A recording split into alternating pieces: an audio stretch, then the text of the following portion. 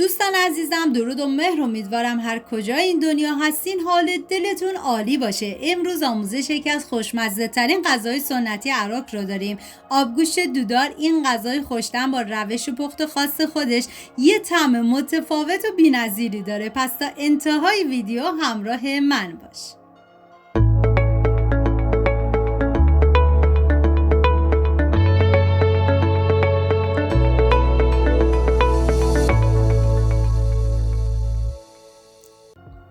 مواد لازم: گوشت گردن یا سردست، نخود، لوبیا سفید، چغندر، کش، بادمجان، نعنای خشک، پیاز، سیر و ادویه هم شامل نمک، فلفل سیاه، زردچوبه و پودر گشنیز هستش. من اندازه های دقیقم داخل دیسکریپشن براتون نوشتم. پیازی که داریم به صورت نگینی ریزش میکنیم و بهتون پیشنهاد میکنم آبگوشت دودار رو درست کنید. یه طعم فوق العاده لذیذی داره که هر کی بخوره عاشقش میشه. و چغندری هم که داریم به صورت نگینی باید ریزش کنید، نه خیلی زیاد ریز باشه نه خیلی درشت. و از چغندر زیادی هم استفاده نباید بکنید چون باعث میشه آبگوشت شیرین بشه و من از مقدار کمی از این چغندرها استفاده کردم.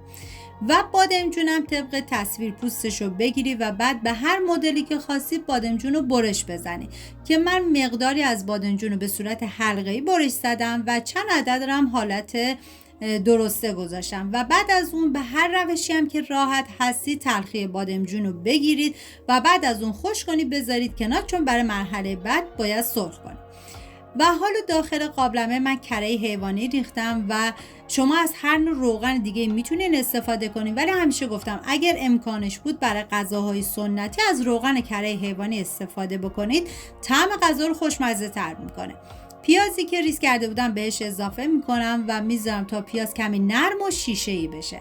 و بعد از اون سیری که ریز کردم و بهش اضافه میکنم، هم میزنم و میذارم تا سیر و پیاز با هم دیگه تف بخورن. و حالا ادویه ها رو بهش اضافه میکنم: زردچوبه، فلفل سیاه و پودر گشنیز. ببینید تو رسیپی اصلیش پودر گشنیز نبود پس قابل حذفه. و نمک رو من میذارم برای مرحله آخر، هم میزنم و میذارم تا ادویه ها تف بخورن و عطر ادویه ها آزاد بشه.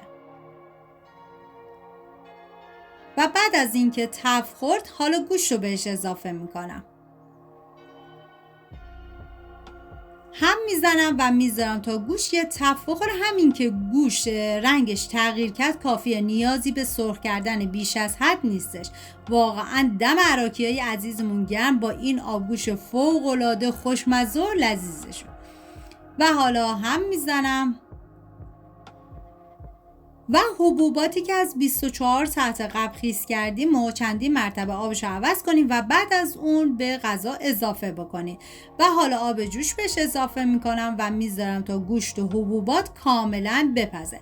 ببینید این آبگوشت دودار نام دیگهش دوگوله دودار هم هست که بهش میگم. و دیگه میذارم تا این مواد کاملا بپزه. توی این فاصله داخل تابه من روغن کنجد ریختم که شما از هر نوع روغن دیگه برای سرخ کردن میتونین استفاده بکنید، کاملا سلیقه‌ایه. و بعد از اون بادمجونا رو بهش اضافه میکنم و میذارم تا بادمجونا کاملا سرخ بشه. واقعا تنوع آبگوشت تو ایران خیلی زیاده و یکم خوشمزه تر، ولی این آبگوشت دودار من اولین بار بود درست کرده بودم و واقعا یه طعم لذیذی داشت و واقعا همه عاشق شده بودن. و بعد از اینکه دیگه بادمجونا کاملا سرخ شدن من بادمجونا رو از روغن جداشون میکنم.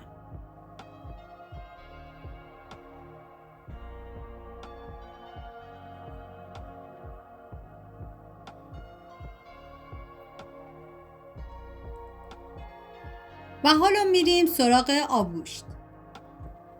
ببینید بعد از این که تقریبا 2 ساعت و نیم از زمان پخت گوشت و حبوبات گذشت، حالا چغندر رو بهش اضافه میکنم. یه هم میزنم تا همه مواد با هم دیگه مخلوط بشن. و دیگه میذارم چغندر با گوشت و حبوبات بپزه.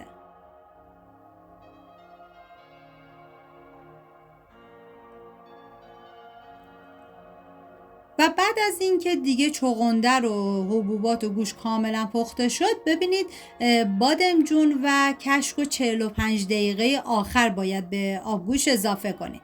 من 45 دقیقه آخر بادمجونا رو اول اضافه کردم و گذاشتم به مدت 20 دقیقه بادمجونا بپزه و بعد از اون کشک رو بهش اضافه میکنم.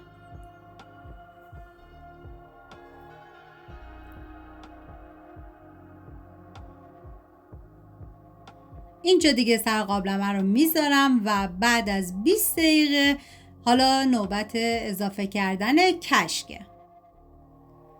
ببینید زمانی هم که کشک رو اضافه کردید باید هم بزنید تا زمانی که کشک کاملا به جوش بیاد، چون اگر هم نزنید کشکتون بریده میشه و برای همین هم زدن و همچنان ادامه بدید تا زمانی که به جوش اومد و بعد از اون دیگه میذارید تا نیم ساعت بعد این آبگوشت کاملا جا بیفته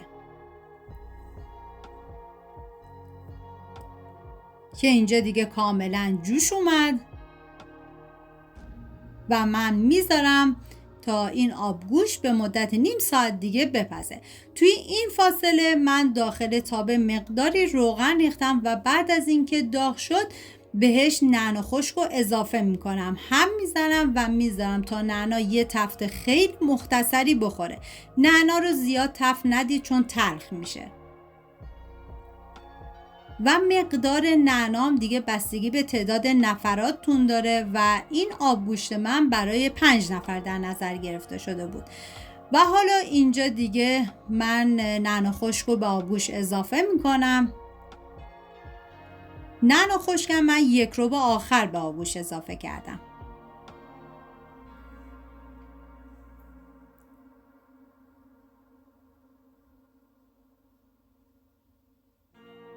و یه هم میزنم تا نعنا با بقیه مواد کاملا مخلوط بشه.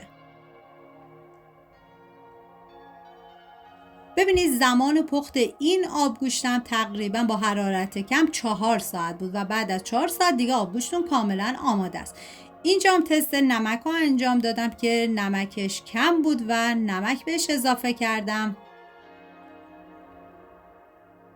و وقتی که نمک رو اضافه کردید 1 ربع بعد دیگه آبگوشت کاملا آماده است. این هم از آبگوشت فوق‌العاده لذیذ و خوشمزه دودار عراق. امیدوارم درست کنید در کنار خانواده از خوردنش لذت ببرید. ممنون از همراهی همیشگیتون. تا یه خوشمزه دیگر، بدرود.